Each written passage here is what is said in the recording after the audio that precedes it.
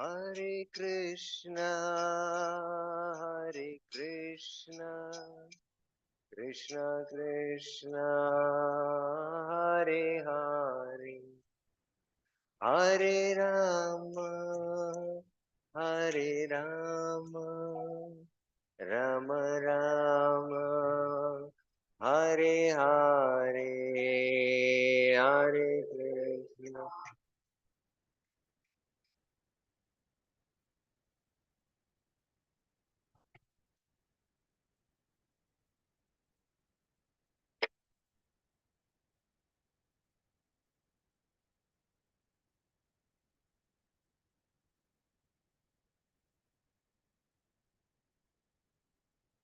जय राधा विनोदर विनोदर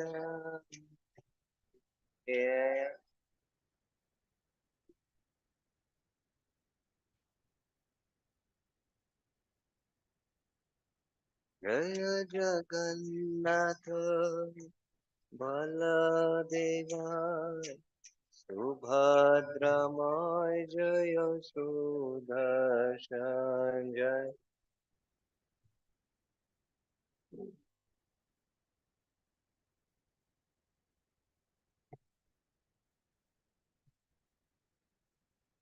जय गौरनिताय गौरनिताय गौरनिताय जय गौरनिताय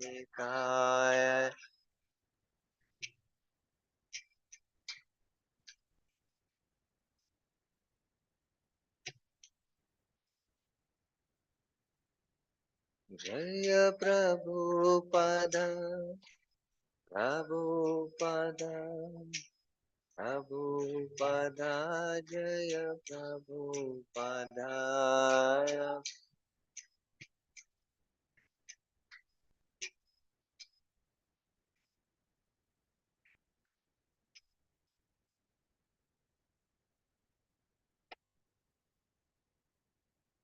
जय विष्णुपाद परमहंस परिव्राजकाचार्य स्तोत्र श्री श्रीमद ऐसी भक्ति वेदांत स्वामी शील प्रभुपाद की इस्कॉन फाउंडर आचार्य पीपीटी फाउंडर आचार्य श्री प्रभुपाद की नामाचार्य श्री हरिदास ठाकुर की अनंत कोटि वैष्णव वृंद की समवेद भक्त वृंद की समवेद भक्त वृंद की समवेद भक्त वृंद की श्री श्री गुरु गौरांग की ओम अज्ञानतिमिरान्धस्य ज्ञानाञ्जनशलाकय चक्षुरुन्मिलितं येन तस्मै श्रीगुरुवे नमः श्रीचैतन्यमनोभीष्टं स्थापितं येन भूतले स्वयं रूप कदा मह्यं ददाति स्वपदान्तिकम् वन्देऽहं श्रीगुरु श्रीयुतापदकमलं श्रीगुरुं वैष्णवांश श्रीरूपं साग्रजातं सहगणरघुनाथामृतं तं सजीवं साद्वैतं सावधूतं परिजनसहितं कृष्णचैतन्यदेवं श्रीराधा कृष्णपादान् सहगणललिता श्रीविशाखान्वितांश्च नम ॐ विष्णुपादाय कृष्णपृष्ठाय भूतले श्रीमते भक्तिवेदान्त स्वामिन्निति नामिने नमस्ते सारस्वते देवे गौरवाणी प्रचारिणे निर्विशेष शून्यवादी पाश्चात्य देशकारिणे हे कृष्ण करुणा सिंधु दीनबंधु जगतपते गोपेश गोपिका कांत राधा कांत नमस्तुते तप्त कांचन गौरांगी राधे वृंदावनेश्वरी वृषभानुसुते देवी प्रणमामि हरिप्रिये वाञ्छाकल्पतरुभ्यस्य कृपा सिन्धुभ्येव च पतितानां पावनेभ्यो वैष्णवेभ्यो नमो नमः। जय श्री कृष्ण चैतन्य प्रभु नित्यानंद, श्री अद्वैत गदाधर श्रीवासादि गौर भक्त वृंद। हरे कृष्णा कृष्णा कृष्णा हरे हरे, हरे Ram Ram Ram Hare Hare. Hare Krishna. So welcome to this Sunday morning program. I think every Sunday morning you have the Sunday feast here. So I would request that the Prabhus can get their chairs here and be in the front. Matajis also can come here so that you can see the slides easily. This is not like a regular Sunday feast program where there's a talk. Any devotees will come. When? Oh, okay. Those who would like to have chairs, they can be here only. Let him keep it in the side, in the sideways. Okay. So today's topic is part of our ongoing discussion, but we are taking one theme, which is the classification of Vaishnavas according to the teachings of Mahaprabhu. So we all have heard these terms, Kanishta, Madhyama, and Uttama. So these terms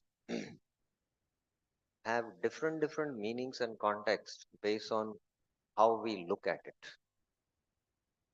From the Bhagavat perspective, the Kanishta, Madhyama, and Uttama have a different definition. From Mahaprabhu's definition, it has a very wide application, and it's not fathomable to understand from Mahaprabhu's definition who is a Vaishnava. So today we will be taking that, and to make things more clear, we'll also have a short skit so that we can see whether are we able to understand the subject. So today we will be discussing this topic of classification of Vaishnavas based on Mahaprabhu's teaching. Vaishnava, Vaishnavatara, and Vaishnav Tama. Good, better, best. Right? So this is called as Taratamyanay in Sanskrit. Taratamyanay. We all know that when Mahaprabhu was residing in Bengal or in Puri, the Gaudiya Vaishnavas from Bengal, especially from Navdeep and all the neighboring villages, every year is to come make a parikrama, walking parikrama to Puri and stay 4 months during the Rath Yatra and all the festivals. And then they used to go back. So one year, the residents of Kulinagram, headed by Satyaraj Khan, after they were just about to depart back to Bengal, they put forth questions to Mahaprabhu. What is the duty of the Grahasthas? Mahaprabhu said, chant the holy name and serve the Vaishnavas. So then the further question came, who is a Vaishnava? Mahaprabhu said, one who takes the holy name once in this lifetime, he's a Vaishnava. Then they heard this, they went back, and next year they came, and the same question they asked. Mahaprabhu repeated the answer that chant the holy name and serve the Vaishnava. And they asked the same question, who is a Vaishnava? And Mahaprabhu this time said, one who takes continuously the name, Nirantara Naam Loe, he is a Vaishnava. The next year they came third year. They asked the same question. What is our duty? Chant the holy name and serve the Vaishnava. Who is a Vaishnava? And this time Mahaprabhu said that just by seeing him, others take the holy name. He is the Vaishnava. So is there any contradiction in this? Same question, different answers. So that is how philosophy is. There are answers at different levels. So let us now understand, according to Mahaprabhu's definition, who is a Vaishnava. Now, this analysis of who is a Vaishnava as a Kanishta, Madhyama, and Uttam is based on taking the name. It is based on taking the Naam. From this perspective, this analysis is done. So there are other perspectives in the Bhakti Rasamrit Sindhu, in the Upadeshamrit, and in the Bhagavatam perspective. The Bhagavatam perspective is based on consciousness, the level of consciousness. Again, there are gradations in that. But Mahaprabhu's perspective, it is based on name, just name. So let us see now. Now this is in Bengali, but it is very close to Hindi, and there is a translation so that you can understand. এই তিন প্রকার বৈষ্ণবকে মহাপ্রভু এই রূপে আমাদেরকে দেখিয়াছেন তাহা এই স্থলে বিচারে. I will now analyze, Bhaktivinoda Thakur is saying, vichare, how Mahaprabhu has distinguished the three levels of Vaishnavas for our sake. तीन प्रकार वैष्णव महाप्रभु ए रूपे आमादेके देखियाचेन. He has seen this, he has analyzed this. So let us see that, he says. Okay, let us recite all of us. अतएव यांद्रमुके एक कृष्ण नाम सैते वैष्णव करिय ताहार सम्मान. अतएव यांद्रमुके एक कृष्ण नाम सैते वैष्णव करिय ताहार सम्मान. Therefore, अतएव, he in whose mouth Yandra Mukhe Ek Krishna Nam, one holy name of Krishna has appeared. Seite Vaishnavi is a Vaishnava. Kariya Tahar Samman. Offer him respect. Now please look at this verse and look at the translation carefully. Think about it. Take 30 seconds because I am going to ask you questions.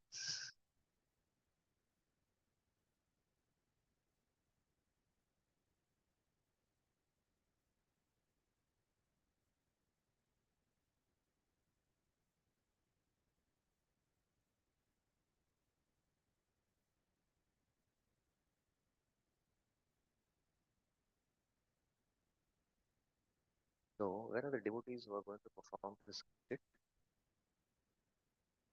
Yogesh Prabhu is here. Come, Yogesh. And where is Shubha Krishna Prabhu? You have to find your partner.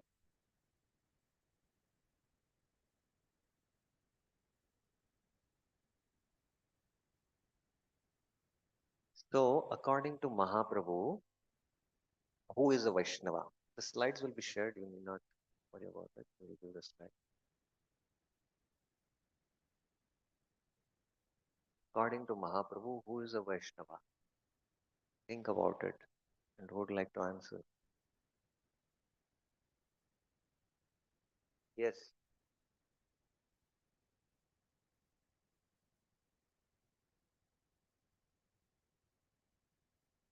Sir, who is a Vaishnava?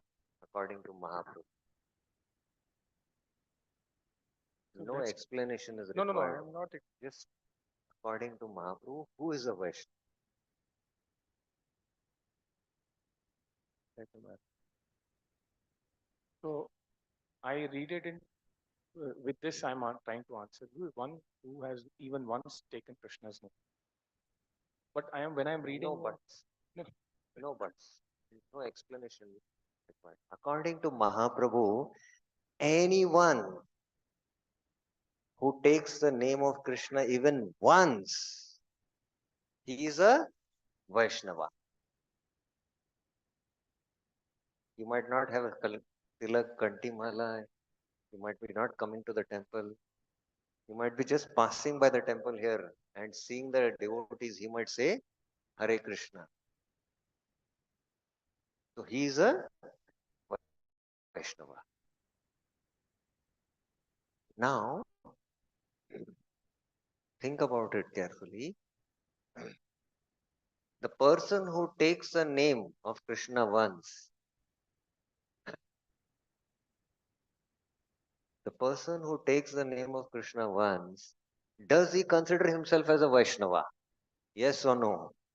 No. So who recognizes him as a Vaishnava? Who recognizes him as a Vaishnava? Mahaprabhu recognizes, okay. Who recognizes him as a Vaishnava? Think about it. And yes, Prabhuji.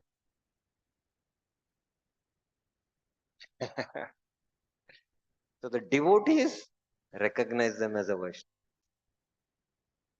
Yes, that is the correct answer.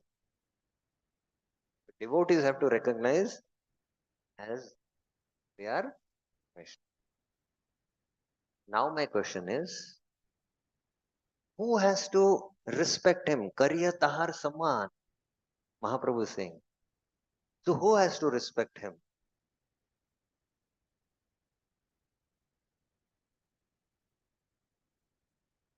The devotees who recognize him as a Vaishnava have to respect him.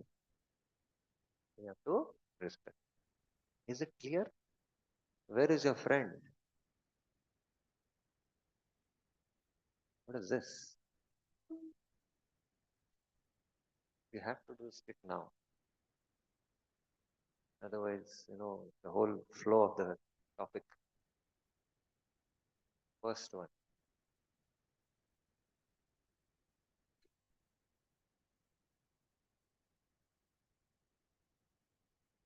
How much time will it take to come? Yeah, how much time will he take to come here? Okay, we'll hold on. Krishna नाम निरंतर हर वदने सई वैष्णव श्रेष्ठ भजे भज तहर चरणे. He in whose mouth the holy name of Krishna appears incessantly. Krishna naam nirantar yahare vadane. Nirantar the name is coming out. Incessantly it is mentioned here. That means how much time? 24 hours. 24 hours. The Vaishnava Shresht is an excellent Vaishnava. He's an excellent Vaishnava. Bhaja Tahar Charan. Worship his lotus. This is the second year Mahaprabhu gave this answer. Yahar darshane muke ase Krishna nam. Tahare janiya tumi Vaishnava pradhan. You should know him, Tahara jani tumi, by seeing whom Yahara darshane, the holy name of Krishna automatically awakens in one's mouth. Mukhe ase Krishna naam, to be the chief of the Vaishnavas. Vaishnav Pradhan. He's the Vaishnav Pradhan. So based on only name, based on only the name, Mahaprabhu is analyzing Kanishta, Madhyama, and Uttama. One who takes the name even once is a Vaishnava, but he is a Kanishta Vaishnava. One who takes the name Nirantar, continuously, is what? Is a Madhyama. And this is a little difficult to understand. The Mahabhagavats or the Uttamadhikaris carry the Bhakti Shakti in their heart. The Ladini Shakti and the Samvit Shakti potencies combine together at the stage of Bhava, and what is called as the Bhakti Shakti is manifested in the heart of such Mahabhagavats. And these Mahabhagavats, just by their movement, just by their talk, just by their darshan, this Bhakti Shakti potency is, radiated by them. Anyone who comes in their presence. And the people who come in touch with such a Mahabhagavat, they don't have the Sukriti. But just by the darshan of the Mahabhagavat, they attain that Sukriti. Because to take the name of Krishna, you need Sukriti. And that Sukriti, just by the darshan of such a Mahabhagavat, they attain that. And with that Sukriti attained, they take the name. They take the name. So this is that Mahabhagavat.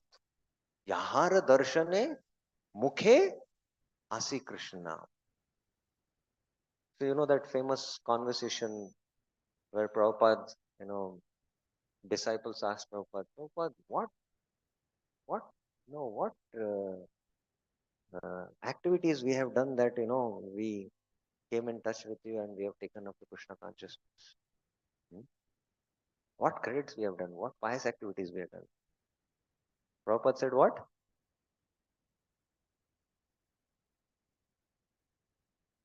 What qualification we had? He said. So they had you had no qualification. I am made. Prabhupada is speaking from that perspective. So that is a Mahabhagavat. So this is the Kanishta, Madhyama, and the Uttama. रमे करी कहे प्रभु वैष्णव लक्षण वैष्णव वैष्णवतर are वैष्णवतम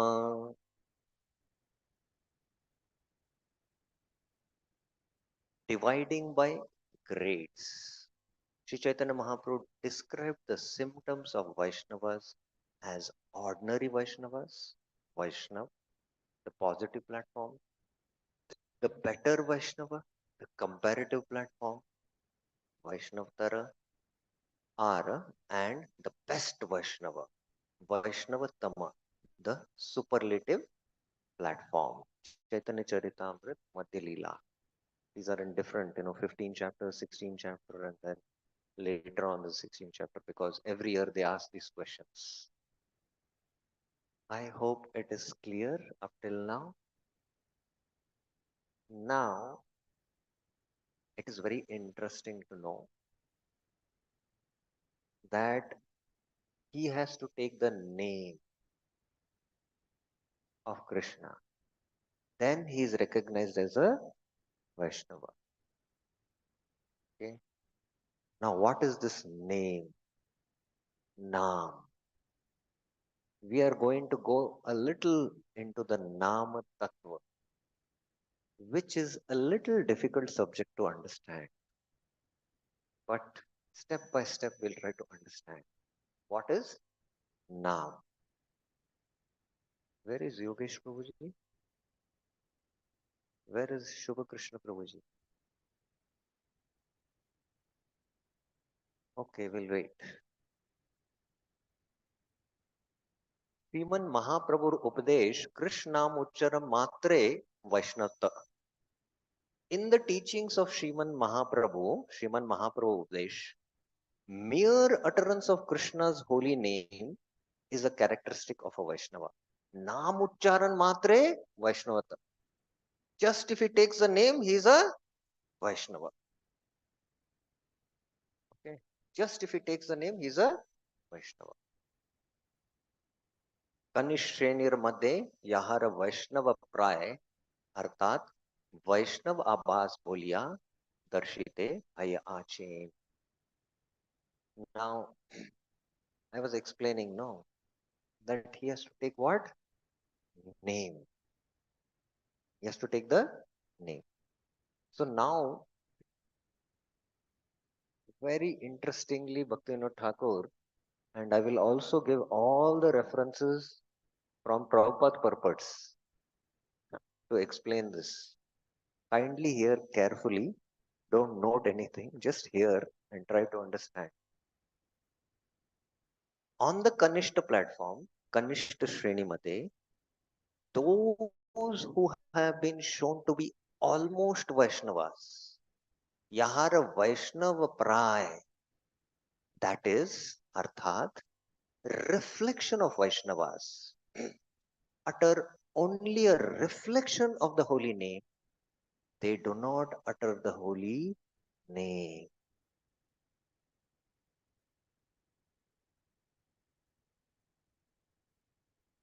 How many of you understood what is being said here? Raise your hands.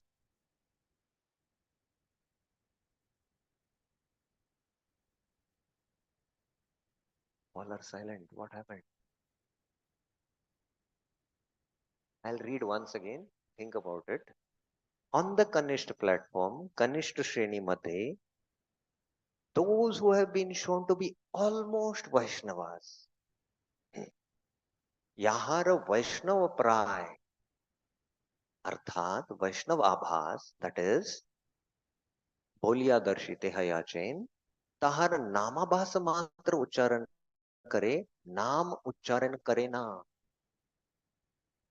These are Vaishnav Abhas or Vaishnav Pray. They utter only the reflection of the holy name. They do not utter the holy name. They don't utter the Nam. They utter what? Namabhas. They utter the Namabhas. Now, step by step we'll go. No hurry. Those who utter the name are called as what? Raise your hands. Who will answer? Vaishnavas. Now, those who utter not the name but the reflection of the name, they are called as what? Raise your hands. No, no, no. Let me carefully select who is going to answer. Those who don't utter the name but they utter only the reflection of the name, that is Namabhas. They are called as what? Yes, Prabhuji.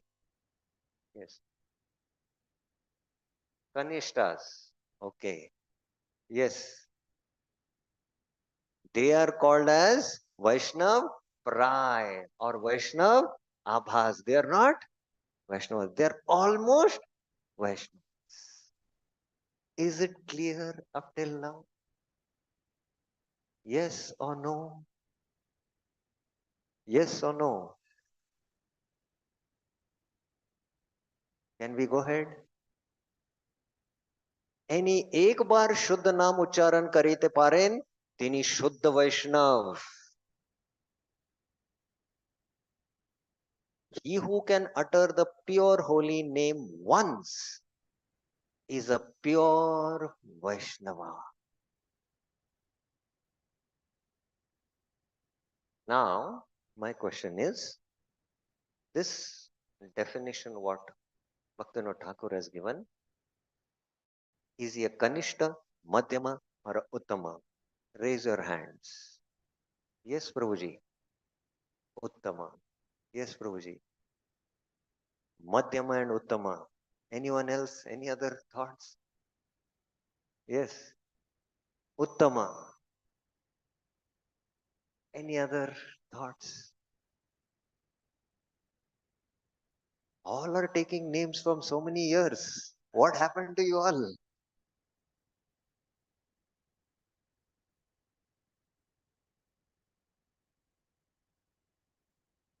What happened?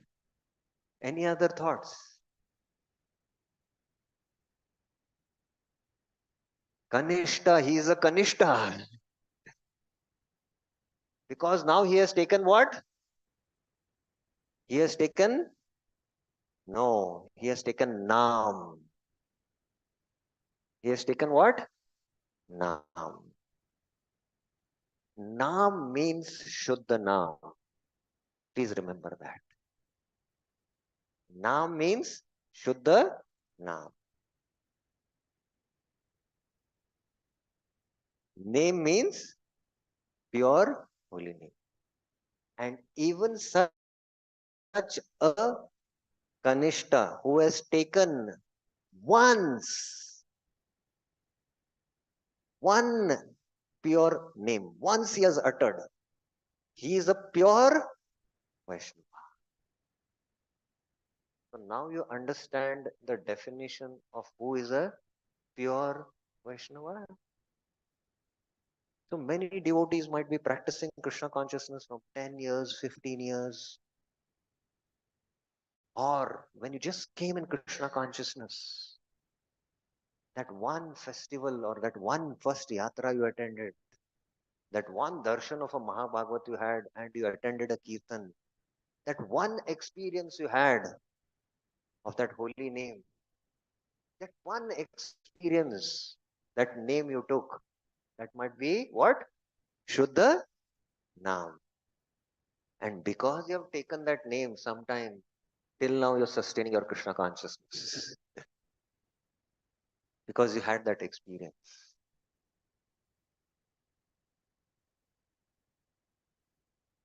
So even if you take once this name, then you're a pure Vaishnava, but still you're what? Kanishta. I hope this is clear up till now. Any say Shuddha Naam Nirantar Ucharan Kare Teni Vaishnava. He who utters the pure holy name uninterruptedly is a better Vaishnava. This is a Madhyam Vaishnava. Yanake Dekila Mukke Krishna Naam Asi Tini Vaishnavatama. He, by merely seeing whom Krishna's holy name appears in one's mouth, he is the best of the Vaishnavas.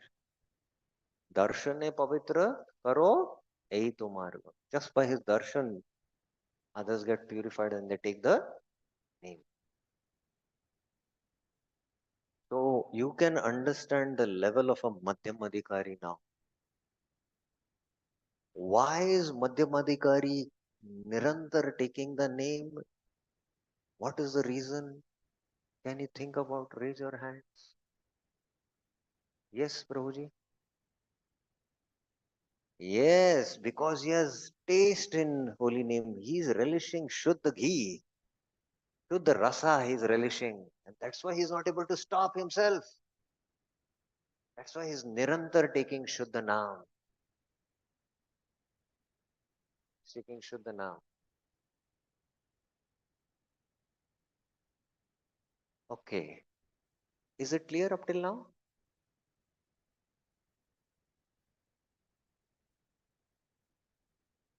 Up till now it's clear. Questions we will take up because I'll explain again. Then things will become more and more clear. Hold on for some time. Hmm? Is it okay? There are footnotes which will explain and then things will become a little more clear. This is a Uttama Vaishnava.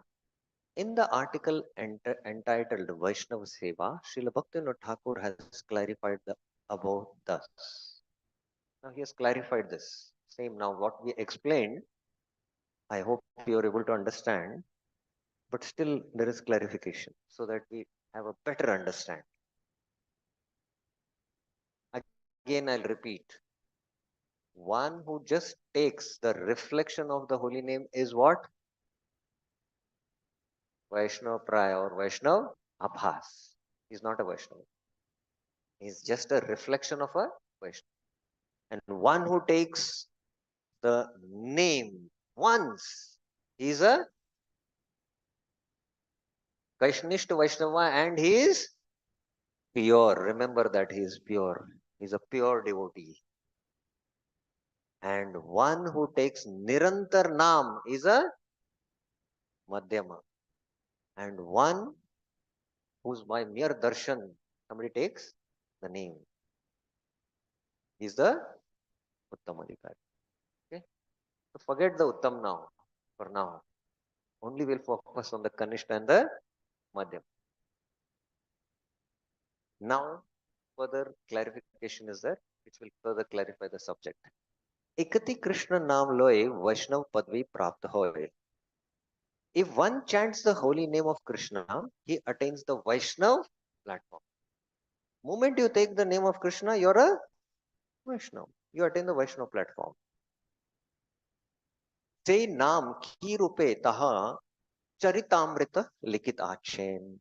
Likhe achen. What kind of holy name? That is written in the Chaitanya Charitam. You take the name, you are a Vaishnava. But what kind of name you are taking, Baba? Is it Namaprad, Namabhas, or Shuddhanam? That is mentioned in the Chaitanya Charitamrita. एक नामाभास तुम्हारा पाप दोष याबे हार नाम हयते Krishna charan pabe. Begin chanting the Hare Krishna mantra. And when your chanting is almost pure, Eka namabhas tumhara papa doshe ape. All your sinful reactions will go away.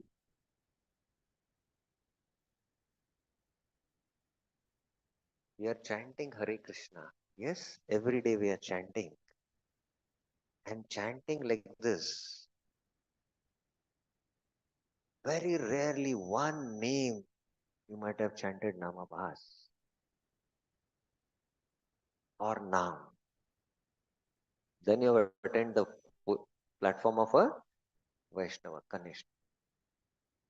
But as you keep on chanting the mantra, and your chanting becomes almost pure.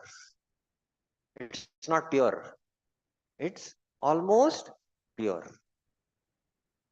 You're not able to take the name, but you're taking the reflection of the name, Namabhas. So then what happens? All your sinful reactions will be gone. After that, it is mentioned, or after that. Now, at what stage this is being discussed? No? That all the sinful reactions are gone. At what stage? We know that there are stages in bhakti. Sadhu Sangha, Bhajan Kriya, Anarth Nivritti, Nishta, Ruchi, Asakti, Bhava, and then Prema.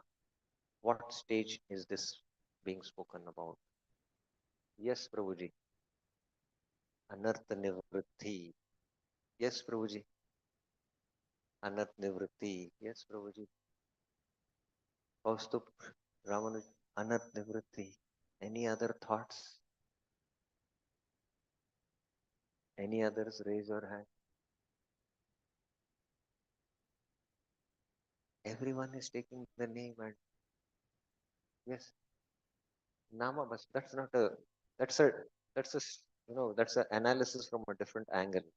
You know, Nama Prad, Nama Bas. But I'm speaking from the stages of bhakti. Yes, Guruji. Bhajan Kriya. Bhajan Kriya. Okay. Yes, Guruji. Bhava or Prima Bhakti. Okay. Somebody else also spoke from backside there. Huh? Krishna. That's not a stage. There are stages, no? Sadhu Sangha, Bhajan Kriya, Anat Nivritti, Nishta, Ruchi, Bhava, and then Prema. Yes, Prabhuji. Ruchi. Okay. Shraddha. Okay. Amazing, amazing answers we are getting here. Everyone knows about these 9 stages?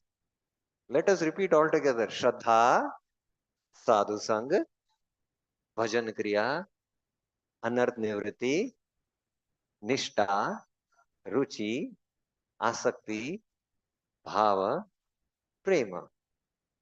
Most of the devotees have taken all these stages name, but the answer did not come out.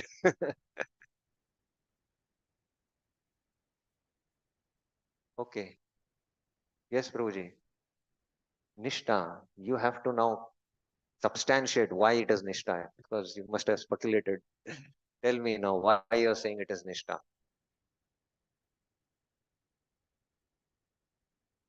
Then only we'll accept your answer as correct. Then, any other thoughts? It is Nishta. It's the beginning of Namabhas stage. It is the beginning of Namabhas stage. Nishta is the beginning where you start taking Namabhas. Nashtaprayeshu abhadreshu nityam bhagavata sevaya bhagavati uttama shloke bhaktir bhavati nashti. Nashtaprayeshu abhadreshu. Every day when you know, we start the Bhagavatam class, we read this shloka, right? So all the abhadras are practically destroyed. Pray. The word is used as what? Pray. Almost destroyed. So here it is what? Almost pure.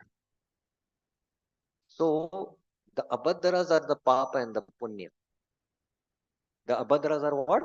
Papa and punya, which are seated in the chitta.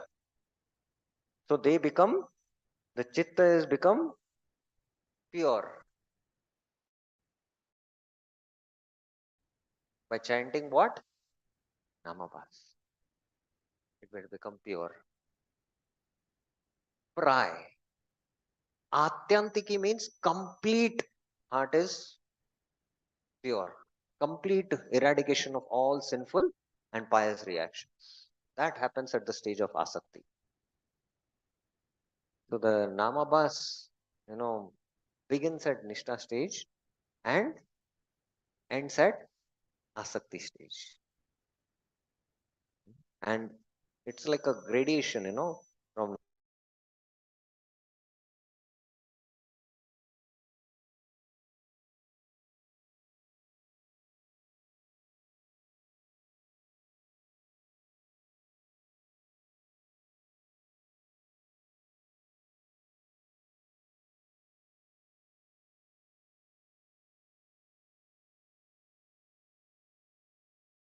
when a chanting becomes almost pure, that means when you're at the asakti stage, all the sinful reactions go away. In the beginning stages, because we are taking the name, not the name exactly, but we are chanting Hare Krishna, you can say, we are getting purified. All our bad habits are gone, but still the anarth nivritti has not happened. এই সালে বুঝিতে হবে এতদিন নাম অপরাধ আছে ততদিন নাম হয় না. It should be understood in this context that as long as there are offenses to the holy names, etadin nam aparad ache, one does not chant the holy names.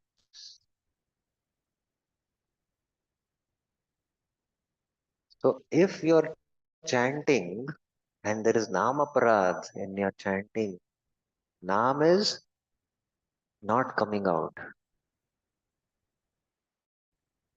Nam akshar loy, nam no loy.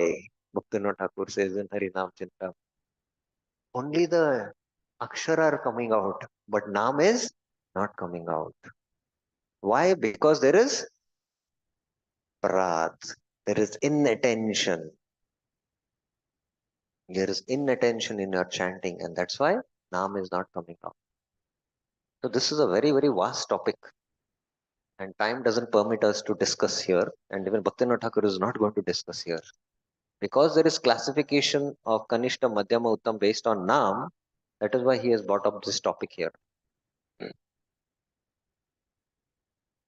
So we have to understand that as long as there are offenses, there is no, Krishna is not present there in the name. So Nam is Nam. What? Nam is Nam. But when that Nam is taken,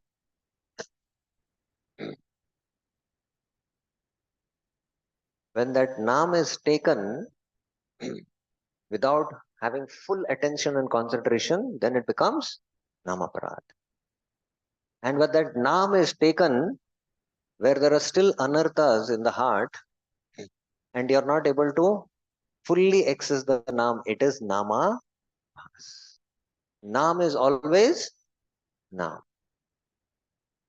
But the chanter, if he is inattentive while chanting, then he takes what? Namaparad. He takes Namaparad. Nam is always Nam. It is Nitya Mukta, Purna, Shuddha. Okay. नामाभासेर फल पाप सकल क्षय होए पाप क्षय होइला चित्त निर्मल. As a result of chanting the reflection of the holy names, please remember, you're not taking the holy name, you're just taking namabhas. What happens? All sinful reactions are destroyed. In the Chaitanya Charitamrita, in the conversation between Haridas Thakur and Chaitanya Mahaprabhu, Haridas Thakur says, Namabhasa hoito sarva papashay. By Namabhas, all the sinful reactions are destroyed. Namabhas se mukti pabe anayas. By Namabhas, one attains liberation. That is the potency of Namabhas. Then what to speak of? Nam. When sinful reactions are destroyed, papashay hoila, chitta nirmal hoil. The mind becomes, the chit has become now nirmal. And only in that nirmal chitta, Shuddhanam can manifest. Shuddhanam can manifest. So I was mentioning, that this Kanishtadikar is also a pure Vaishnava.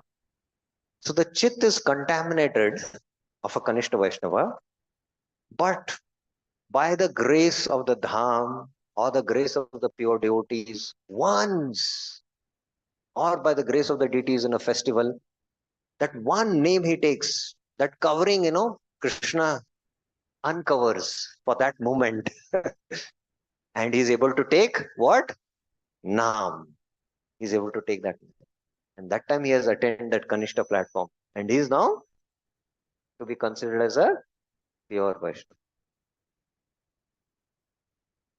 But again, the clouds, just like, now the sun is not out because the clouds are covering. So there are coverings. Again, they cover. And he's still battling now to chant attentively. That means he's now in the Namaprad stage.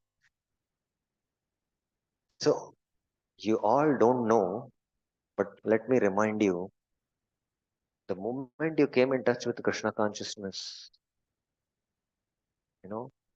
we all were pure devotees.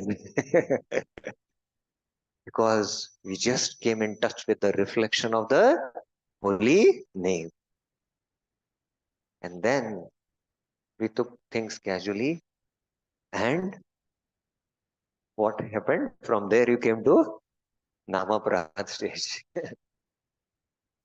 Chitta nirmal hoile namaprad avasar paye nai. When the mind is spotless, there is no opportunity of commit offenses unto the holy name. Namaprad avasar na pailo Niraprad Nam Hoy. When there is no opportunity to commit offenses unto the holy names, one chant the holy name without offenses. When there is no opportunity to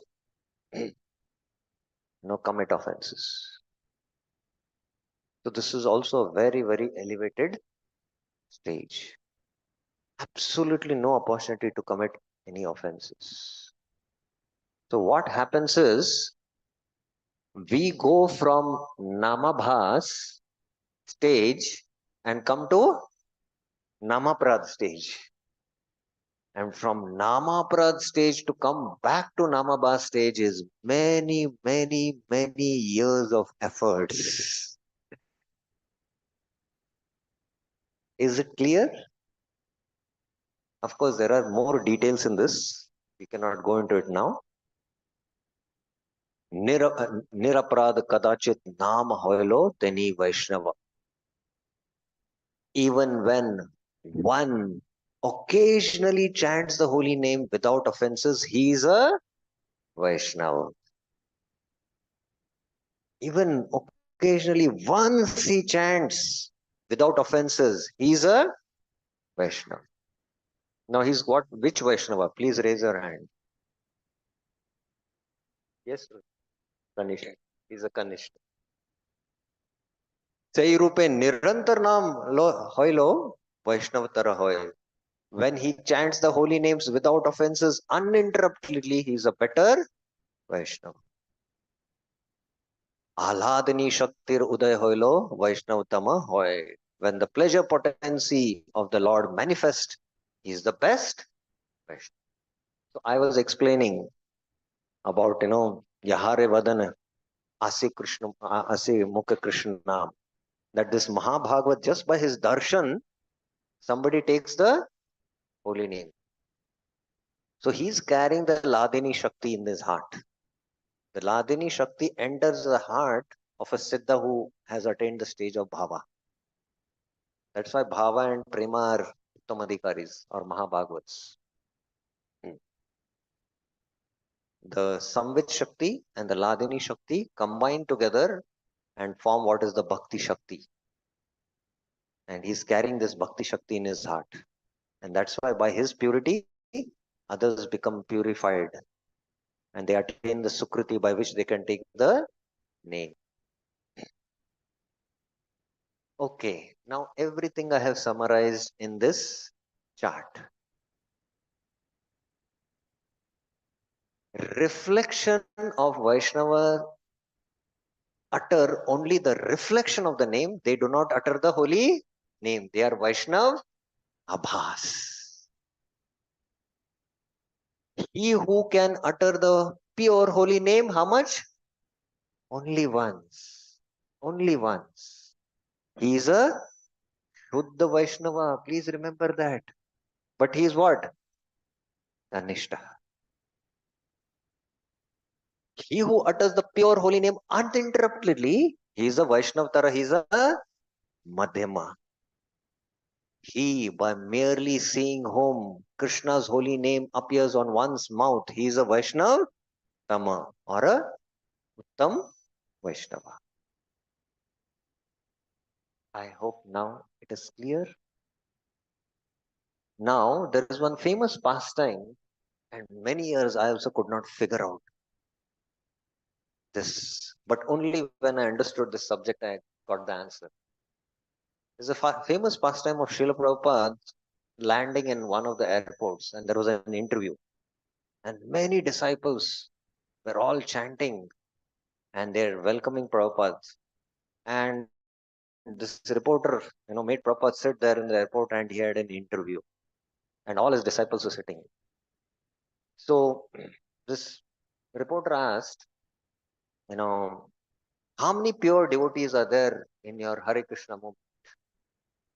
And Prabhupada turned to his secretary and asked, how many devotees are there in our Hare? Some figure, he said, 1,000. So we have 1,000 pure devotees, he said. And all the devotees never considered themselves as a pure devotees. But Prabhupada is making that statement that we have 1,000 pure devotees. So what is Prabhupada referring to there? Anyone? Yes, Prabhuji. Kanishta is referring to the Kanishta because who has come in touch, maybe one name he has taken and he has attained the platform of Vaishnava. I hope now things are clear. Okay. Shuddhanam. One who chants purely once, he's good. One who chants purely constantly is better. One who inspires others to chant purely, best. Okay, now types of chanting. Namapra chanting, Krishna and name are different. Name is material, no progress. If you are conscious that the name is not different from the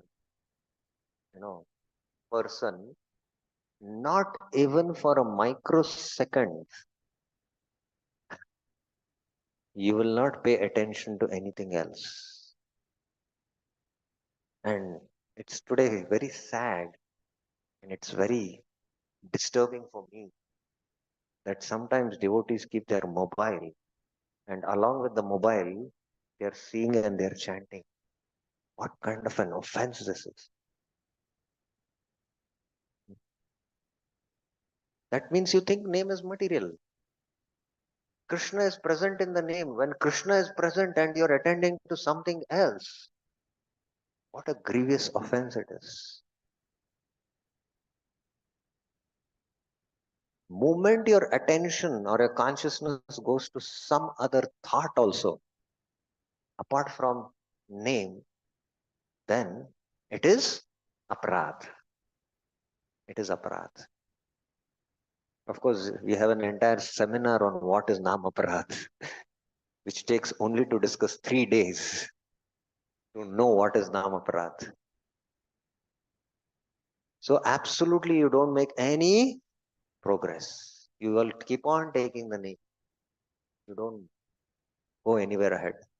Namabhas, there is ignorance, there are impurities. Still, there are clouds which are covering, but they are mild clouds. You can just still experience the sun rays. You're still able to experience little sun rays, little warmth is there. But there are clouds which are covering. There is slow progress. Shuddhanam, quick progress. So this is how there are types of chanting. Okay. Up till now, whatever we have discussed, only on this topic, only on this subject, anyone has any questions? Raise your hands. Only pertaining to this subject. One. Any other questions anyone has? Two, three, four, five, six. Okay, only we will take up 6 questions. Yes, Mataji, give the mic there.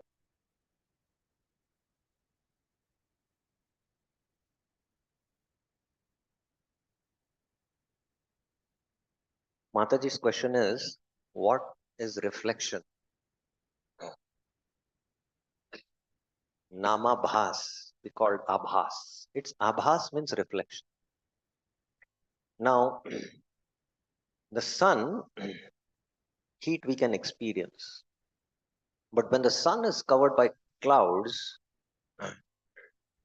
we cannot experience the full potency of the sun's heat because the clouds are covering. So the sun's full potency of the heat is not experienced by us because of the covering of the clouds. So similarly, abhas means something like that.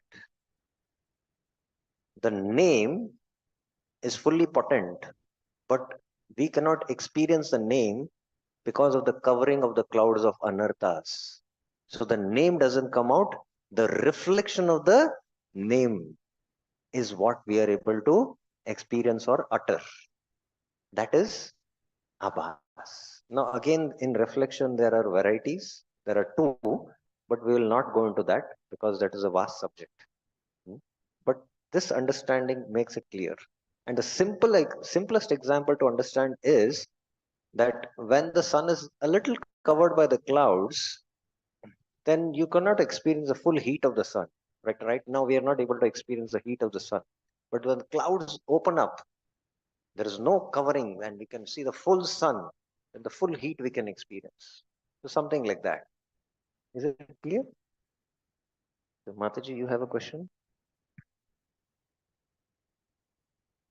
Basic You have understanding, to. for some understanding, chanting without attention is namaparad. Yes.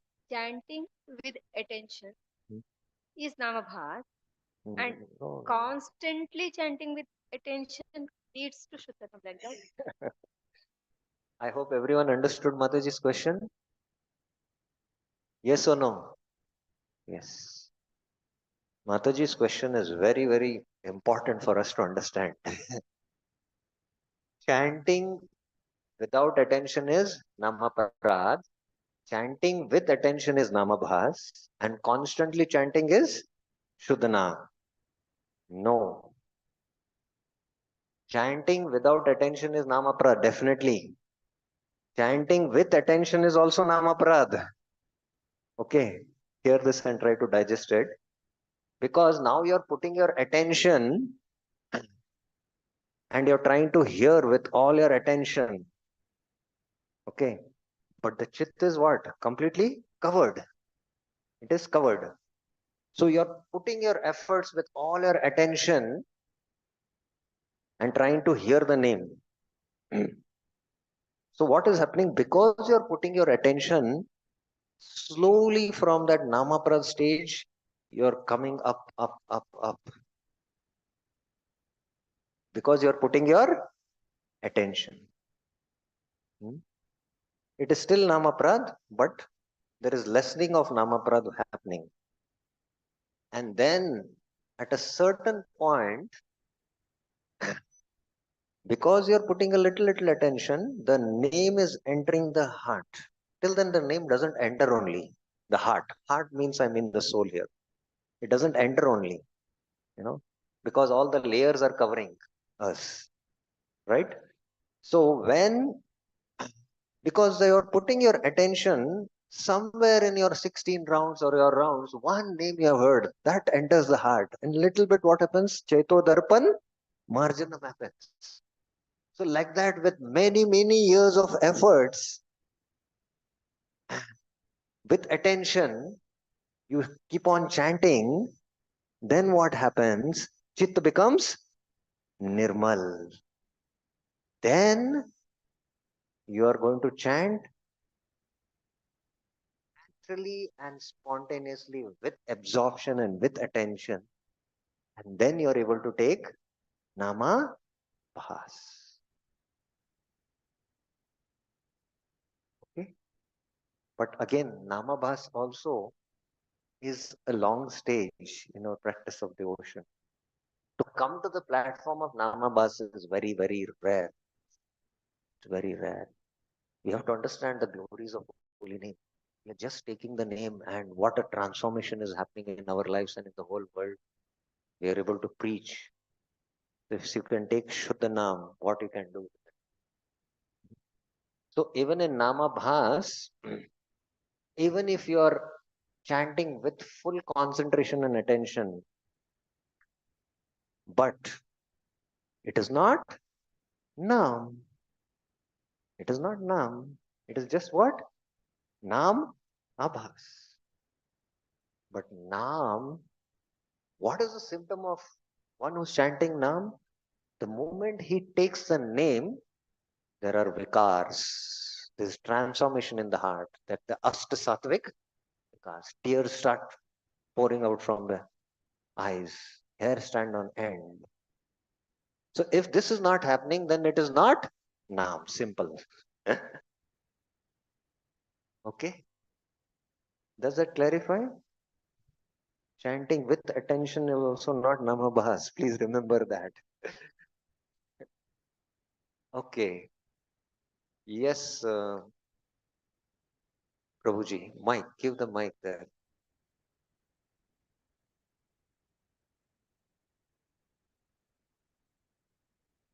Hare Krishna, Prabhu. Prabhu, my question is with respect to that slide which was up, the earlier one. We are seeing ignorance and knowledge there in Namabhas and then in Shuddhana. So what is this ignorance and knowledge? Is it Sambandha Jnana or is it more? It's more about the realizations of those knowledge as in per se knowledge, or is it revealed knowledge? I mean, sorry, realized knowledge. Where does that come? How do we take these two words in this context? Okay, good question. So here in this slide, Namabhas, it is mentioned ignorance and impurities, and in Shuddhanam, there is knowledge and purity. So what this ignorance refers to and what this knowledge refers to. So ignorance refers to the anarthas. And there are classifications in that. So the anarthas can be in the form of clouds, and the anarthas can be in the form of fog. There is a difference between cloud and a fog. Yes, cloud is more thick, fog is more light, right?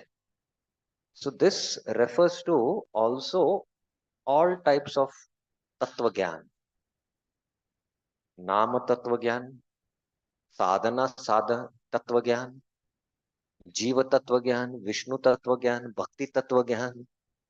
Still, it is not so clear. Sambandha, abhidheya, and prayojan tattva gyan, it all refers to that. So that, and then there are impurities in the form of, papa and punya, sukrututta anartha and dushkrututta anartha, and apradutta anarthas also. These are the impurities.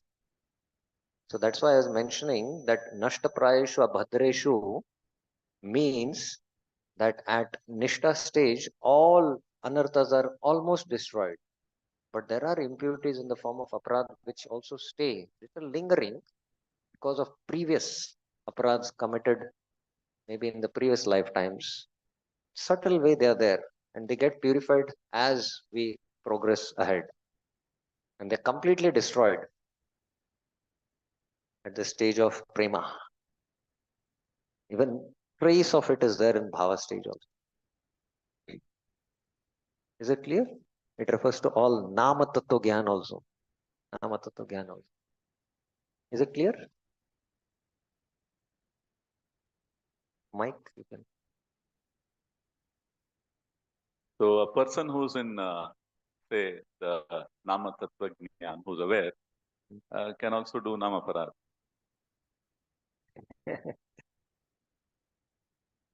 Yes? No, nama tattva gyan means you really understand the nama tattva.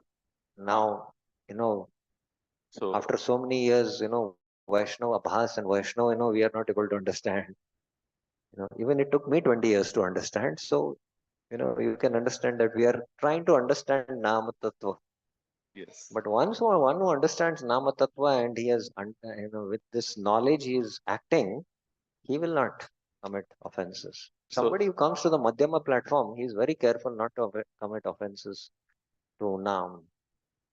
And, Prabhupada in the Chaitanya Charitamrita says that only a Madhyamadhikari who is chanting Namabhas, only he can understand the sloka of Padma Puran.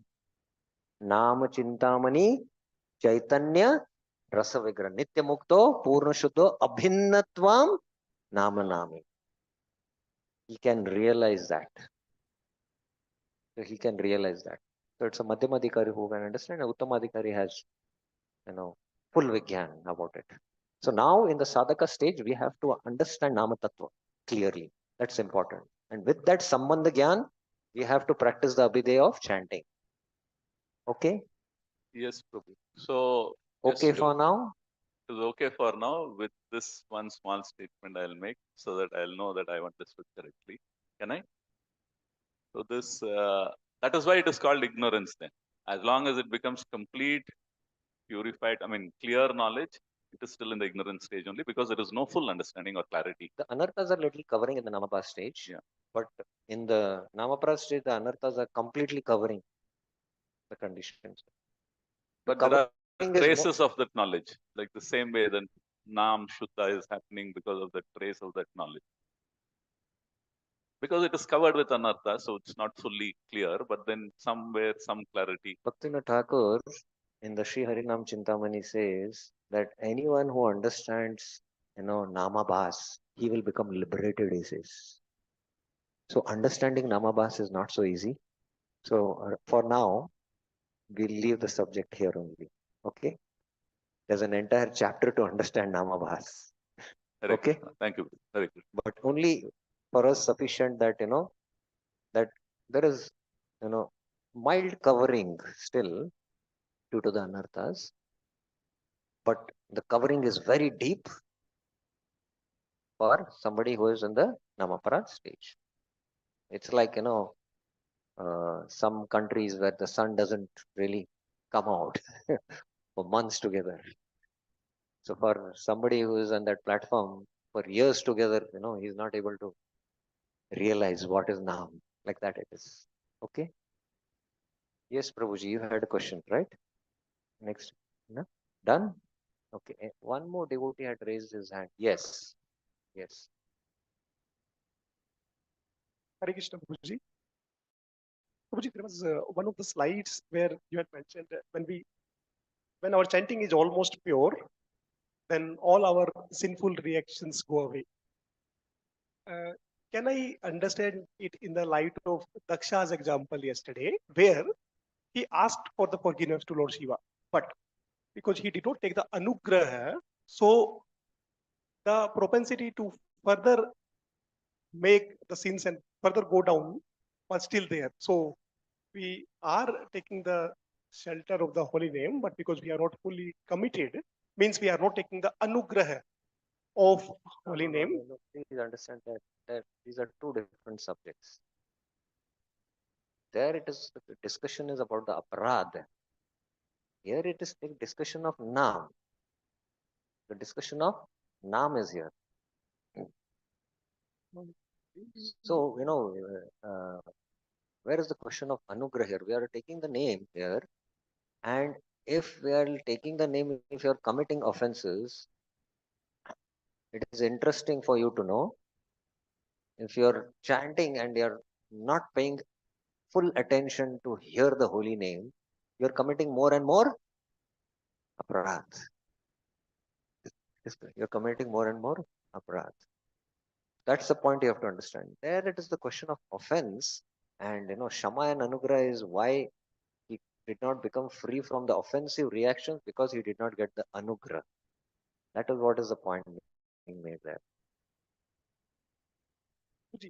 I'll just put one more point which is still missing. So, because Harinam is also a person, Yes. so right.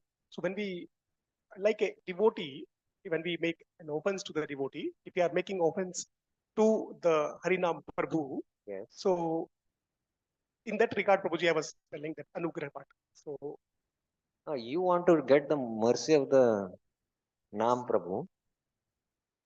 Nam Prabhu will become merciful when you treat him non-different from the Lord and pay full attention to chant the holy names with attention. Then but when you commit an offense to him, then you don't get his mercy. Okay. I got your question. Okay. Last question.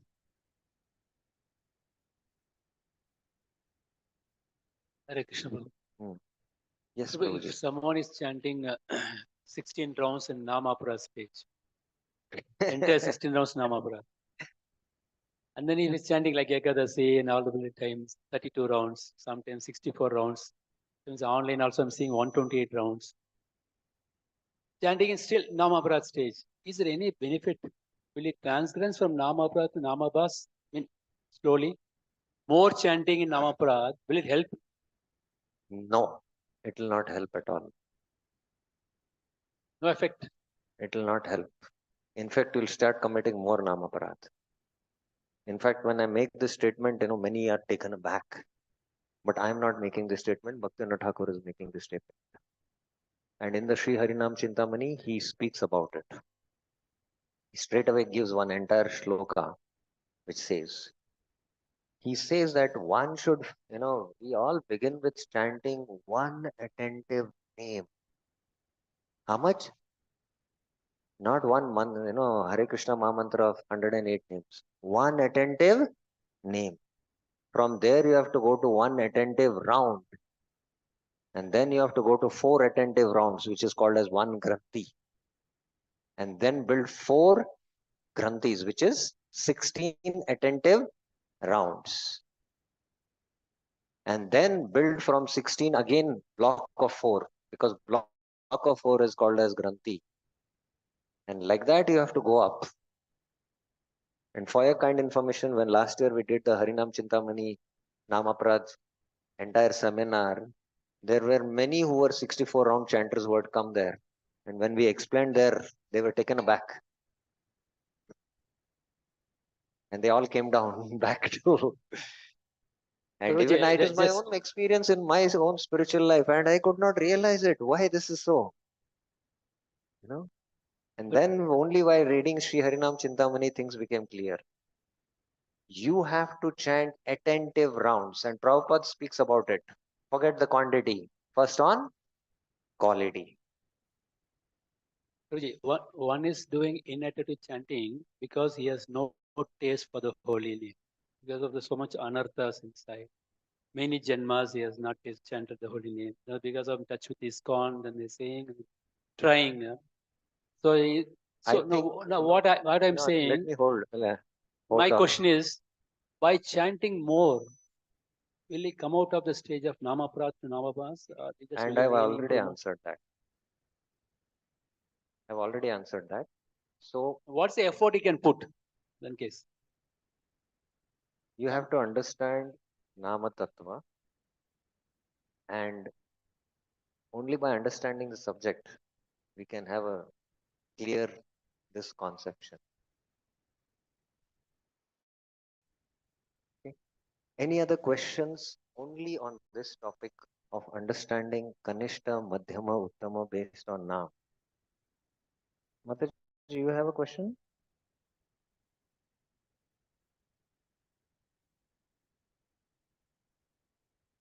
Okay, we'll still take up.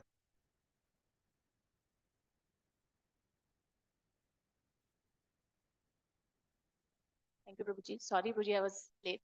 But one thing is that typically when we sit to chant, minimum 16 we are doing. The first round, at least for me, it's less attentive because you are trying to gather yourself from everywhere. Yes, Second is better, third is better. So when we chant with 16, when we chant more, we kind of go deeper. Yes. So then I got a little confused that here at least your 16 may. Okay, I got a question. If you're able to chant 16 rounds, as you're mentioning, yes, it is true that initially, because the consciousness is here and there, slowly you're trying to withdraw your consciousness and try to get it to the name. So it goes on deeper, better. That's true.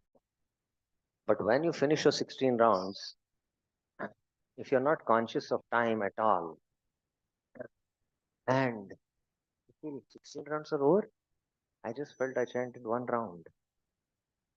And let me sit and chant another 16 rounds. If you feel like that, then there is some good in it. I'll tell you a true story. One of the sannyasis in one of the temples in America, at night, 9 o'clock, in just front of Prabhupada, the Prabhupada deity is there in front and the deities are opposite. He was sitting and chanting. This is the Pujari narrating. The Pujari did the Shayan Darshan and went to sleep.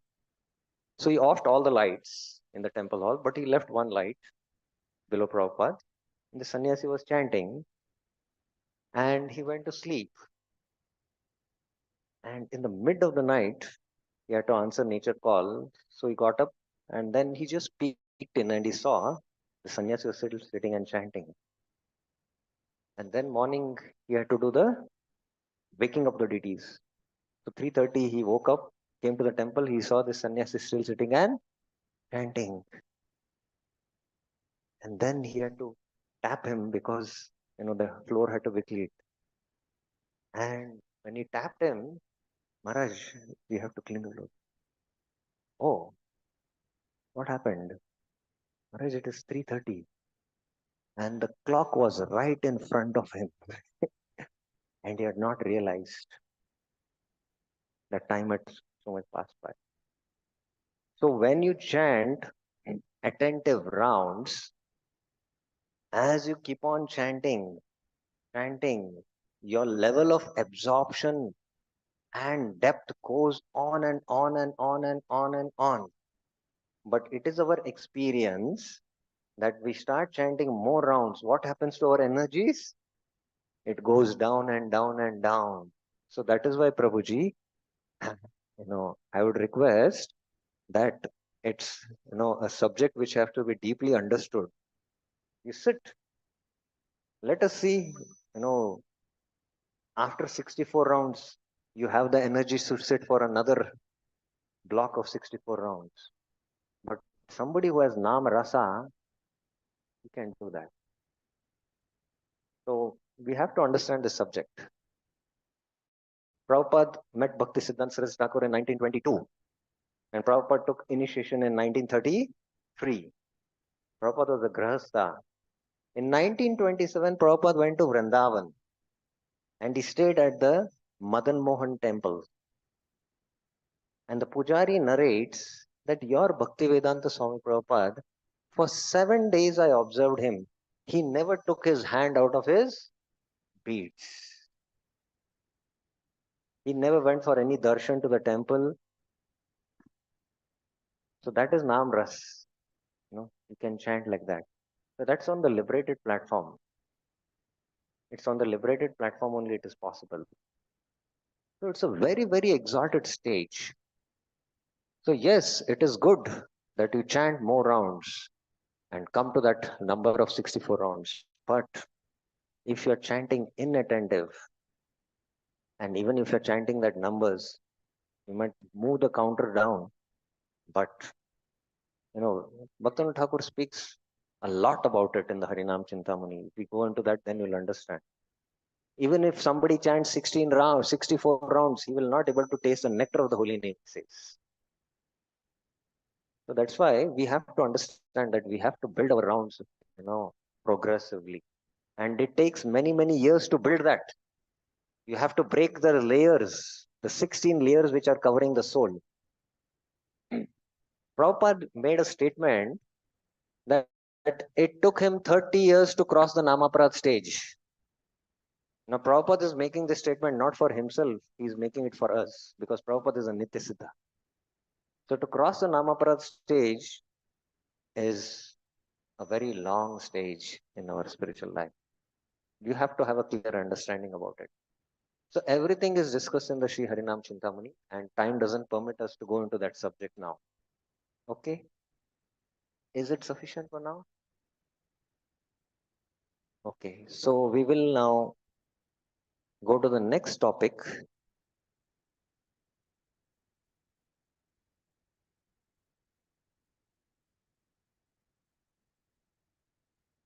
Oh, sorry.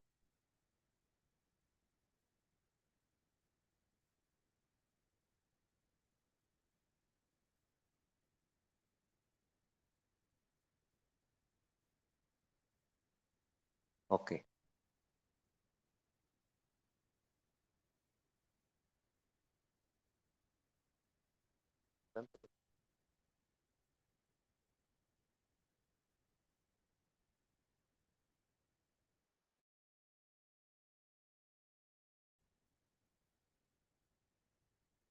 So we discussed, the Kanishta, Madhyama, and Uttama based on Nam. Yes. So I'm just summarizing here. This is just a summary. We cannot again discuss this topic in detail. In the Bhakti Rasamrita Sindhu, the Kanishta, Madhyama, and Uttam are classification based on faith and Shastric logic.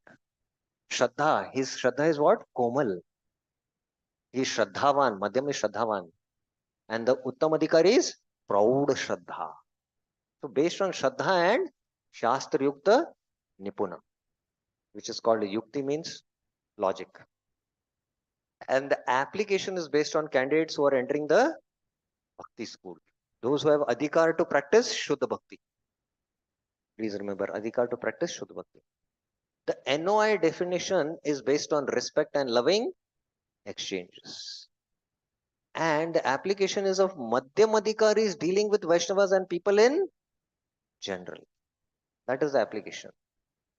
And the Bhagavatam definition is based on vision or consciousness. And vision of three kinds of Vaishnavas in Vaishnav society. The Chaitanya Charitamrit Sanatan Shiksha is similar to Bhakti Rasamrit Sindhu, because it is Bhakti Rasamrit Sindhu only which Mahaprabhu is discussing to Sanatan Goswami. So again, it's faith and Shastric logic. But the Kulina Gram Vasis, which we discussed now, is based on now taking the holy name. It is Grahasthas who are Madhyamadhikaris, remember. Vaishnavas dealing and serving Vaishnavas and people in general. So it applies to all also, not only Grahasthas again. So that's how there are different terminologies of Kanishta, Madhyam and Uttam based on application, based on the classification basis. Okay? Okay.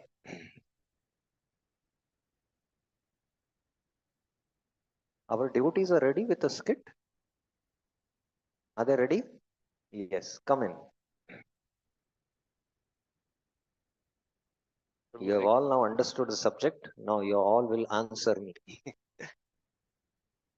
before we take this next topic. Prabhu, there is actually one question online. Hold on for now. Okay. First one. Yeah. So we read the definition of a Kanishta Vaishnava, right? We'll once again recite it so that you all understand it. Okay, let us recite this. अतएव यान्रमुके एक कृष्ण नाम सैते वैष्णव करियता हर समान.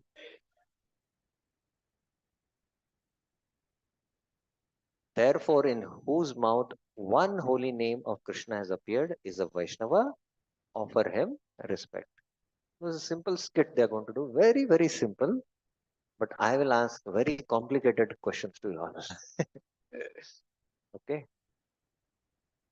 So, Yogesh is a student who is studying here in Bangalore, and he happened to come on a Gaur Purnima festival accidentally to a ISKCON temple. And the moment he enters the temple, he sees huge congregation of devotees chanting and dancing. There are brahmacharis who are chanting and dancing. There's kirtan going on. There are beautiful deities decorated. He experiences some spiritual vibrations for the first time in his life. And he's feeling great happiness in his heart. This is first spiritual impression of Yogesh coming in touch with the Hare Krishna movement. And that's it. He attends the festival, takes prasad and goes back. He accidentally came. And Yogesh is now busy in his studies. He's a student. And after 1 month, it happens that he's going to his college, and while walking, he sees one of the brahmacharis whom he saw in the temple. And what happens, let us see in the skit. And after that, I will ask you maybe simple questions. Okay, okay. Yogesh is passing by, and Shubha Krishna is a devotee who is practicing Krishna consciousness in the temple. He's ashram inmate, and both are, not known to each other. Important. They just happen to cross by. Okay. Hare Krishna, Prabhuji. Okay. Now, Shubha Krishna, you come here, stand here, and Yogesh, you come here. Now, Shubha Krishna, you come here, stand here, and Yogesh, you come here. Now, Yogesh, you come here. Now, Shubha Krishna, you come here, stand here, and Yogesh, you come here. Now, Yogesh, you come here, stand here, and Yogesh, you come here. Now, Shubha Krishna, you come here, stand here, and Yogesh, you come here. Now, Yogesh had this experience of attending this festival and seeing the devotees. Now, when this time he saw one devotee, he was delighted and just said Hare Krishna to him. Okay, he just said Hare Krishna. Yes. Now, according to Mahaprabhu's definition,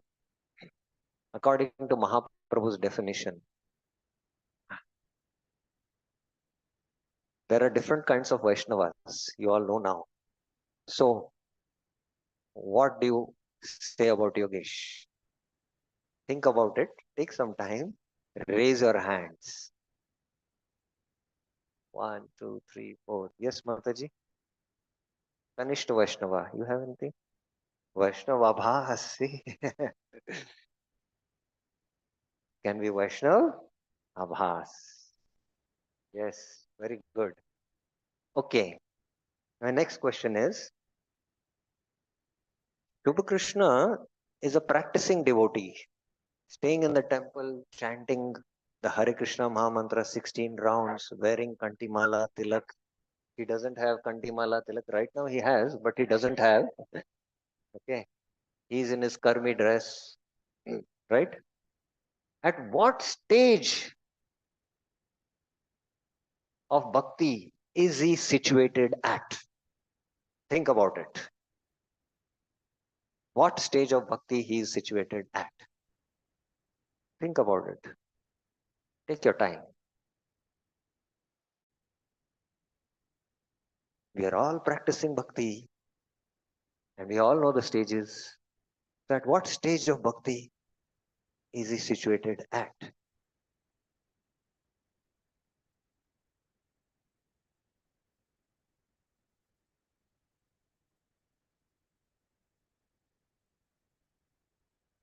Anyone else?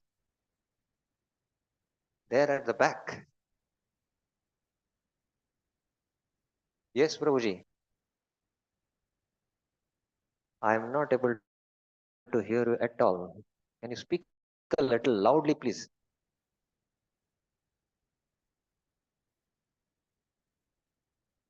What? Mixed consciousness on Shraddha platform. Okay. Any other thoughts? Yes, Prabhuji. Yes. Huh?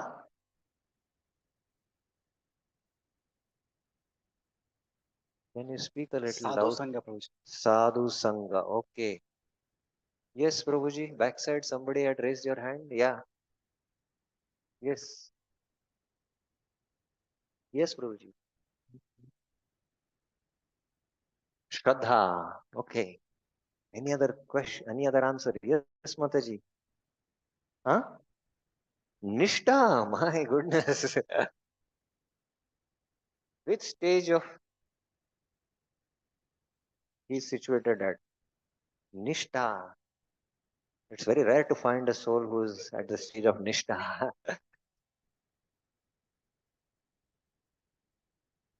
Yes, Mataji. Sadhu Sangha. Okay.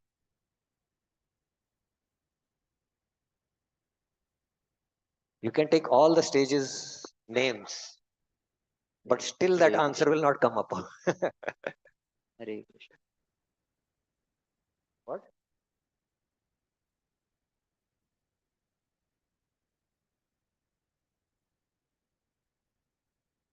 So is at no stage then? He is a devotee, chanting 16 rounds, full time practicing, and he's still not able to figure out what stage. I'm just joking. Neophyte. That's not a stage, it's a level. Neophyte, intermediate. At what stage? Prior to Shraddha. He has attained Agyat Sukruti by that one experience, or he had previous experiences in his previous lives. He is accumulating Agyat Sukruti. So his stage is what? Prior to Shraddha. And of course, it is mixed, as you can say. Like there are again fine understandings in that, but he is prior to Shraddha. That we have to understand. Okay. Now my question is, this one, interaction which they had, that he saw Vaishnava, and seeing the Vaishnava, he was delighted and he just said Hare Krishna. Now, what is the impact of this one meeting what they had, or just one crossing what they had? Now, here in this verse, okay, I'll come to this and then I'll ask this question. Here in this verse, it is said, Karitara Samman. That one should, if once he takes the name of Krishna, you have to respect. Now, our devotee, he was in his own world. He heard the person say Hare Krishna. He did not pay much attention. So, who is supposed to respect? Actually, according to this verse, who is supposed to respect? Yes, he is supposed to respect him. Yes. Now, how he should respect him is my question.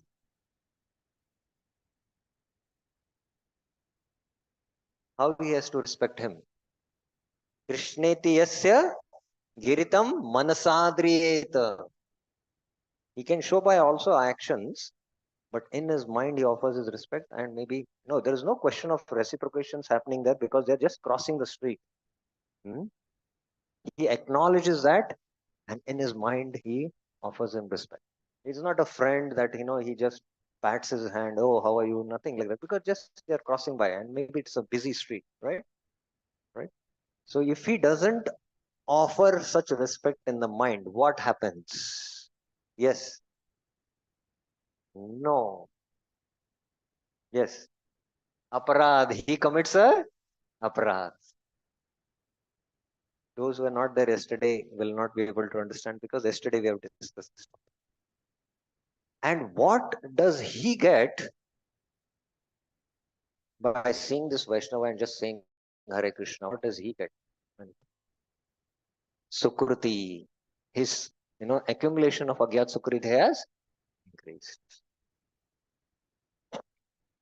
So this is our Vaishnava philosophy, that we who are Vaishnavas, so-called Vaishnavas,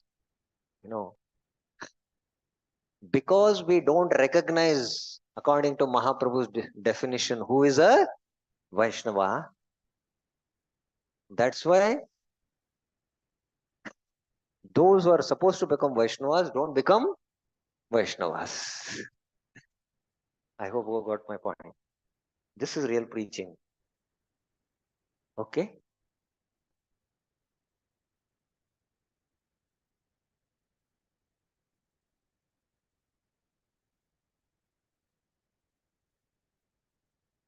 The time is up now, right, Prabhuji?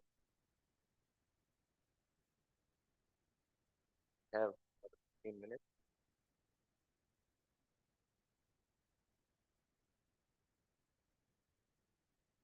Yes, Prabhuji, what is your instruction? I have only 3 slides to take. 3 slides we will take. Now, many questions came out about the Naam and misconceptions of the Naam and all.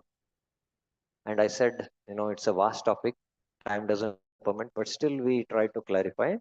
Bhaktivinoda Thakur is also going to clarify, and we will only stick to that much only. What Bhaktivinoda Thakur is going to clarify. The difference between Shri Naam. Now, Naam is addressed with the honorific title Shri, because he's a person. Shri Naam and Namabhas is that those who chant Namabhas are not Vaishnavas.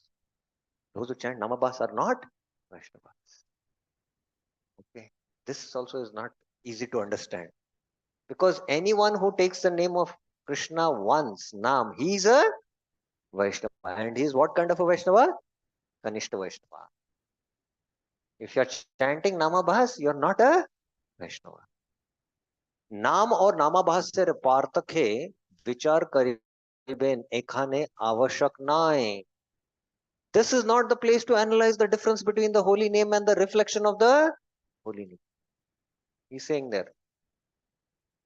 Samantare Vishesh Rupe e Vishera Vichar Kariba. I will analyze that subject in detail at some other time. Bhaktivinoda Thakur is saying this. So Bhaktivinoda Thakur is one of the acharyas who has extensively written on the name. The Sri Harinam Chintamani is the most important book for Vaishnavas. He has written the Bhajan Rahasya, which is a sequel to the Sri Harinam Chintamani. He has given a lot of classes on the holy name. The Sri Nam is one of the classes like that. Many books he has spoken about the Nama Tattva. There is no Acharya who has spoken so much on the holy name as much as Srila Bhaktivinoda Thakur. And Rupa Goswami also has composed a lot of works on the holy name, and Bhaktivinoda Thakur has commented on that.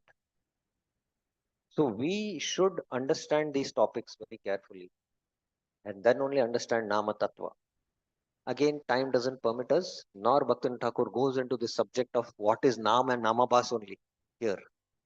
But he says, E parint e stal bhalite pare, e shastra shraddha artat shuddha sharnagatir sahit Krishna nam ucharan hoile nam hoy. So who is taking the name? In this regard, I can say this much, that when the holy name of Krishna is uttered with faith in the scriptures, Shastriya Shraddha, that is pure surrender, Shuddha Sharanagati unto the Krishna's lotus feet, it is the holy name that is being uttered. So the holy name has to be uttered with what? Shastri Shraddha, and with full surrender. Shuddha Sharanagati. Now, I was explaining that Nama Tattva has to be understood. I'll just give you a glimpse of what is really Nam. What really is Nam. Now, Krishna in the Gita says, Punyo Gandha Prithvimyamcha. That the punya means pure, the pure fragrance, what we smell when it rains, you can smell the fragrance of the earth. Now, within the earth, Prabhupada says you put a rose plant, and what do you get? Rose fragrance. Put jasmine, you will get jasmine. You put the malika seed and you get the malika fragrance, right? These are all very fragrant, right? Now, on this earth, which is just like a tiny speck in the entire cosmos, this is the fragrance. This fragrance is nectar, right? Yes or no? Yes or no? It's nectar. And earth is one tiny spot in this universe. And there are unlimited universes, right? And this fragrance, what you're experiencing, Krishna is saying, I am that. Yes? So you can imagine what is the fragrance in Krishna's body. You can imagine. You can't even imagine what is the fragrance in Krishna's body. So if that is the fragrance in Krishna's body, name of Krishna is not different from Krishna. And if you're taking name, what experience you are going to have of the rasa of the name? Can you imagine that? That is, if you are able to experience that, then you are taking name. Then you are taking the name. Anya Abhilasha Yukta Va Jnana Karma Yoga Vaira Avrit E Nam Ta Namabhas. The holy name which is connected to the pursuit of external desires or covered by Gyan, Karma, Yoga, Vairagya and so on is of the name. I told these are covering. So that's why Nam is not coming out. And if you have any other desire than the desire to please Krishna, that means there are anarthas. So only the name which is Anya Abhilashita Shunya and which is not covered, that is Nam. Namabhas Mukti Paryanta Faluday Hoilo. Vaishnavar Mukya Namabhas Ucharit Hoy Na Shuddha Nam Ucharita Hoy. Though one can attain results up to liberation by the reflection of the holy name, the reflection of the holy name is not uttered in the mouth of a Vaishnava. It is the pure holy name that is uttered by the Vaishnava. And anyone who has uttered the holy name, pure holy name once, he is a Vaishnava. He is a Vaishnava and he is a pure Vaishnava. Although he is a Kanishtadikari. Is it clear? नामेर स्वरूप ज्ञान नामेर नामेर अभिन्नत्व बुद्धि जीवेर शुद्ध चित्त इंद्रिय नामेर उत्पत्ति स्थाने अनुभावेर द्वारा ए नाम होय taha naam. So what is name? Only that name which is uttered by the direct experience of the knowledge of the constitutional nature of the holy name. What is that constitutional nature? Naam namir abhinnatva buddhi. The awareness of the non-difference of the holy name and the holy name. The appearance of the holy name on the spiritual senses of the soul is the holy name. The holy name which is springing from the soul, not uttered from the tongue. It is not uttered from the tongue, it is coming from the spiritual senses of the holy name. Again, this requires a lot of explanation, which we will not explain. Tad rupe ek naam tahar jivvay uday hoy teni Vaishnav. He on whose tongue one such holy name has appeared, he is a Vaishnav. What Vaishnav he is? Kanisht. Naam uday hoite hoite samast prarabdha o prarabdha pap shaya hoy. When the holy name arises, all of one's prarabdha and prarabdha sinful reactions are destroyed. Uday hoy ba matra prem udit hoya pade. As soon as it arises fully, love of Godhead awakens. So this is the situation. A Kanishta, just by the mercy of the Dham or devotees or the deities, suddenly his unlimited covering, which is covering his chitta, gets opened up for a moment. And he takes one name, and that is Shuddhanam. He is a Kanishta Vaishnava. And then everything is again covered. And for many years, he has to struggle to remove the coverings. And when this covering is, like a fog or a cloud, he's chanting Namabhas. And then when the complete covering is opened fully, and he's able to experience the full sun and the full potency of the holy name, then what happens? He attains prem. He attains prem. Okay. Any questions on this? Any clarifications on this?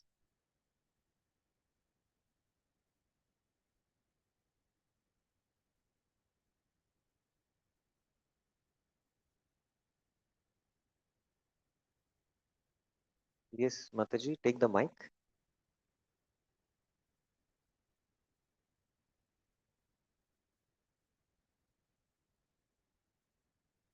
Prabhuji, you said holy name to be uttered with faith in scriptures and complete surrender. The holy name. That means scripture study is very important to do pure japa, Yes, which if I you're think that understanding is not there among, at least I didn't have till some recent, and now this was again an eye opener. We yes. just think chanting means the 2 hours of sing and chanting. If you don't understand the Nama Tattva, that Sambandh Gyan is not there, then we cannot practice the Abhideya properly. And if you don't practice the Abhideya properly, then you don't get the Prayojan also. So it all begins with the Sambandha Gyan. Is it talking only about scriptures related to the name or scriptures even like Bhagavad Gita, Bhagavatam and Prabhupada books? Only the glories of the name are only spoken in the Gita, Bhagavatam, and everywhere. Chaitanya Charitamrita. So it includes Nama Tattva also. It includes Vaishnava Tattva, Jiva Tattva, Vishnu Tattva, but especially Nama Tattva. Okay. Any other questions anyone has on Nama Tattva? Yes, Prabhuji. Only on this topic again. Prabhuji, when we chant, we are supposed to only attentively listen to the but it is all inclusive of pastimes, Rupa, Guna, Leela, right? Forget about all that. But we are supposed to only listen the name. Yes. So how is that connection when we are supposed to only hear the names? Then, but you said it is all encapsulating, right? I have not discussed about that topic, frankly. Nama, Rupa, Guna, Leela. But in the Harinam Chintamani, it is made clear that you have to hear the name. That's it. And only when you come to the Namabhas platform, when the Chitta is Nirmal, then automatically the Rupa manifests. So don't worry about Rupa, Guna, and Leela. Just try to attentively hear. And Prabhupada's instructions you see everywhere. He just says, just hear. Just hear. And it's difficult to hear because you're hearing so many other voices of your mind. Yes? When And we there read, are unlimited and millions of voices which speak. So it's very difficult to hear the holy name. So we have to focus on hearing just the name. but when we relate it with the reading the scriptures mainly deal with describing the glories of the Nama, Rupa, Gunas, right? So, but you said scriptures are connected in chanting, attentively. What is your question? My question is, reading scriptures is important for chanting attentively, but scriptures mainly describe the glories of the Lord, name, Rupa, Leela, and all, right? So, when they are connected, and when we are chanting, we only hear the names. Is it not natural that we'll be remembering the other glories, pastimes? We have to just focus on hearing the name. That's it. That's it. Because that is what Prabhupada says. And we are not able to realize that because we don't know actually what actually constitutes an aparadh. Time doesn't permit to go into that subject because I told even Bhaktivinoda Thakur doesn't go. But we don't know what exactly is aparadh. Just to give a little hint, because to make it clear, I'm just giving this example because Prabhupada himself and Baldev Vidyabhushan gives this example. Suppose a lover and beloved are sitting in a garden. The lover is absorbed in the beauty and the sweet talk of the beloved. Okay. For the lover, to do things, nothing is there in his head because he's absorbed in the beauty of the beloved. Even a moments of inattention, what will happen? The beloved will get upset. He will leave the place. Now Krishna is sitting in our heart. He's next to our heart. He's our heart to heart friend. And the moment your consciousness diverts to some other thought, then it is aparadh. So that's why you have to put efforts for years together just to hear the name. Got the point? So don't worry about Guna, Rupa, and Leela at all. Of course, in the scriptures, the beauty of the Lord description is there. You all hear that, but we cannot relish that because still Chaitodarpan Marjanam has not happened. We just hear the narrations and whatever nectar we relish it. But focus on hearing just the sound of the Mahamantra. Okay? Fine. Swayam Prakash Prabhuji, what time we should wind up the... Okay. So we'll take last two questions. Yes, Prabhuji. Hare Krishna, Prabhuji, Dandot Pranam. Prabhuji, as you told that mind is keep on so many attention is there on other things, other so many words comes like mind, and nama is also there. So and Shuddha Nama is also existing in the mind only. So how the attention is also as by default given by the Lord only. So how the attention will be on the Shuddha Nama, because Nama and other things are at that level, at that platform is same.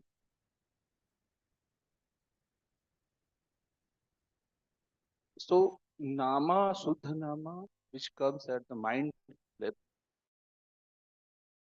how it becomes differentiated from the other things, so that attention will be go to the Nama. I got a question. Yeah. Once Prabhupada disciple came to Prabhupada and he said, when I'm chanting, so many thoughts come in my mind. Prabhupada very gravely said, where is the question of the mind? Just here, just vibrate the mantra and just here. There's no question of the mind. So it's very difficult to figure out this answer, what Prabhupada is saying, because we are dealing with our mind. That was, what is your question? That's why, if the mind is acting, that means you're committing offense. Got the point? So you have to transcend that. It's not easy. You might say, where is the question of the mind? But all the time, the mind, you're dealing with the mind, you're battling with the mind while chanting Hare Krishna. Hare Krishna, Hare Krishna, Yes. You're saying, you're calling out Krishna's name, but when you're doing your head means Krishna, don't come. Yes. So there's no question of the mind. For the lover who's absorbed in the beauty of the beloved, do you think his mind is acting there? Absolutely no. He forgot all his to-do things. He forgot to go to his office. Right? So there's no question of the mind. So if this principle works on a material level, so then what to speak at a spiritual level of the soul and the supreme soul? So we have to understand how these levels are. There are different layers we need to penetrate in our chanting. So what to speak about the mind? We are not able to penetrate the outer layers of the battle of the senses and the sense objects. So we have to, slowly, progressively go and understand this, how to do it and try to chant. Okay. Last question. Yes, Prabhuji. Yes, you. I forgot your name. What you said? Govind Sundar Das. Govind Sundar Prabhuji. Yes. Prabhuji, actually, it's all related the chanting. As sadhakas, we have been, what we follow is like daily while chanting, the what we are, sincere chanting. What it means that, at least, yes, mind is going to wander, but at least we try our best to bring it back and focus on the sound vibration of the holy name. So, so is this by doing this, it is kind of a sincere chanting. So is this will lead us further in better chanting, because this is because at this stage this is what we can do. So just want to feel hopeful, because the discussion appears that whether we will ever reach that standard. Yeah, good question. Yes, sincere chanting means that first of all, when you're chanting, you're not even aware that the mind has wandered. Moment you take your beads, the mind starts going to the entire universe, and your 16 rounds are over, and now the mind is back. So the first step is to become aware while chanting. Oh, my mind has wandered. And moment you become aware about it, that is one level of your, Krishna consciousness. To become aware that the mind has wandered. And when you become aware, you act on that awareness through intelligence. that you try to bring the mind back.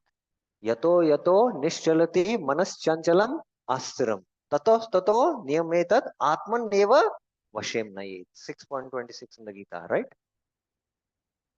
So this is what is Prabhupada says abhyas. You know, mothers have experience. Children are very restless, especially when they are young. You know, they're crawling. They don't be at one place. They will go here, mother has to get it back. They go there, mother has to get her back. So similarly, a mind is like that restless child. So this itself is a sadhana. You need to put in efforts. You need to put in efforts. And this is sincerity. And when we start working on it, then slowly, slowly, Krishna seeing our sincere efforts, Krishna will bless us. He is Suridam Satam. Didhunoti Suridam Satam. And Krishna then takes the covering because he wants to meet me. And there are obstacles in the form of anarthas. Krishna removes those anarthas. At the same time, we should know a systematic methodology of how to chant attentive.